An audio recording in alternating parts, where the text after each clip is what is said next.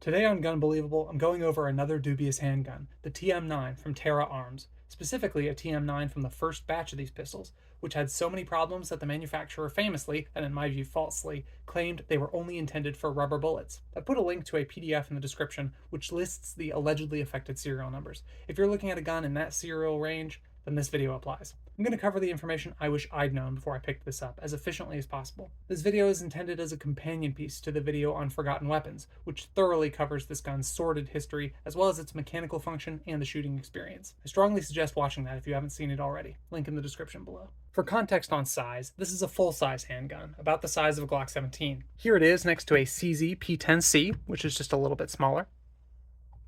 And here it is next to an FN FNX 45 Tactical, which is a bit bigger.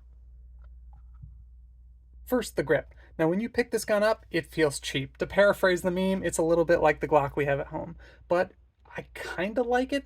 It's pleasantly smooth without being slippery. The finger grooves on the front work for me. The texturing on the front and back strap means that my grip stays secure. I can get a nice high grip with a low bore axis. The cutout in the front of the grip means that it's easier to strip a magazine in the event of a nasty malfunction. The mag release is a little bit small and it's a little bit squishy. I don't like the fact that when you push it from the right side, the way a left-hander would, it's extra stiff and a bit gritty. But I guess I appreciate that it is truly ambi out of the box, and it's not really subject to getting accidentally pressed by your strong hand. Second, the trigger. Now, I have two things to say about this. First, yes, it's as long and heavy as everyone says it is. Oof. But this isn't a target gun, and I find that if you pull it quickly and evenly, it's quite smooth all the way through. With a little practice, it won't get in your way at modest distances. And second, the trigger is a lot shorter if you're riding the trigger reset. So fire a shot, hold the trigger to the rear, just barely let it out until it resets. That results in a lot shorter of a trigger pull. Still heavy, but shorter. Moving on to magazines. I got 2 magazines with my purchase, and right now OEM magazines are still available on the market. I noticed that some of my magazines have this notch cut in them. When viewed from the front, it's at the top left. No idea why that's there on some and not on others. If you know, post a comment below. I do like the way the witness holes are done, with odds on one side and evens on the other. I find it easier to spot the true level to which the magazine is filled than on some other mags where the witness holes are at the back. Now, if you want more magazines, and by the time you're hearing this, the OEM magazines are no longer available, you can use CZ P10F magazines. They do have to be for the P10F. The magazines from the other members of the CZ P10 family, like the P10C, will not fit. They're just not long enough. You can see I can put this, and this has just a single dummy cartridge in here. I can put that in there just fine. It sticks a little bit out the bottom though, and there's no prevention of over travel, which means that if I were to slam the heck out of this, I might damage something in this gun. In particular, you might damage the ejector, which you can see is that little spur of metal just above the dummy cartridge. Also, I'm not quite certain that the CZ mags are as reliable as the OEM magazines in this gun. More on that later. Now the shooting experience. Ian at Forgotten Weapons mentioned that this gun beats up the knuckle at the base of his thumb on his strong hand. That doesn't happen for me. Maybe it's because I have large hands and I tend to wrap that knuckle all the way around to the other side of the gun. You decide whether that's a concern for you. Ian did also report getting brass to his hat, and I can confirm this gun kicks casings straight up. I've had them bounce off my head and behind my glasses. Finally, what you've been waiting for, let's talk about reliability.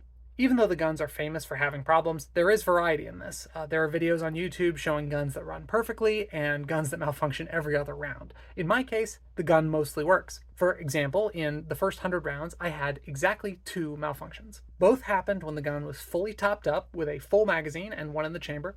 Both were the first shot fired of the day. Both were easily remedied. One was a failure to go into battery with the OEM magazine. It was just like you see in the Forgotten Weapons video. The other was a failure to eject the empty case with the CZ magazine. The gun kind of locked open with the empty case still sitting on the extractor. I intentionally tried to induce further malfunctions by shooting in the full 17+1 configuration, and also by holding the trigger back all the way after the shot. I couldn't get any more malfunctions, even when I was trying.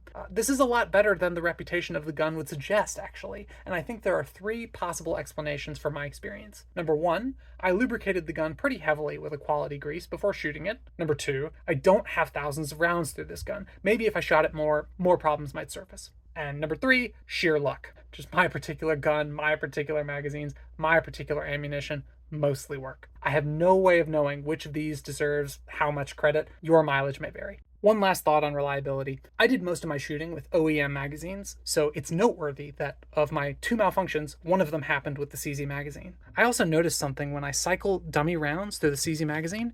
It's very easy for me to get hangups where the slide won't go into battery all the way. Usually, if I hit the back of the slide, it will go into battery. This is just like you see in the Forgotten Weapons video. The fact that I can't as easily simulate this with OEM magazines suggests that OEM is better, and that's often the case for guns. Again, though, small sample size, I just haven't run enough rounds to know for absolute certain. In conclusion, I think these guns are a little underrated ergonomically. They feel alright in my hands, and the trigger, though bad, can be overcome. I do recommend buying OEM magazines while you still can. Failing that, the P10F magazines are a backup option, but they might, and emphasis on might, be a little bit less reliable. If you know the history, then these guns are a cheap and interesting conversation piece. If you get lucky, like I did, then they can be viable range toys. But if you don't get lucky, they're crap. Under no circumstances should you bet anything you care about on this gun working. That's it from Gunbelievable on the TM-9 from Terra Arms. Collect accordingly.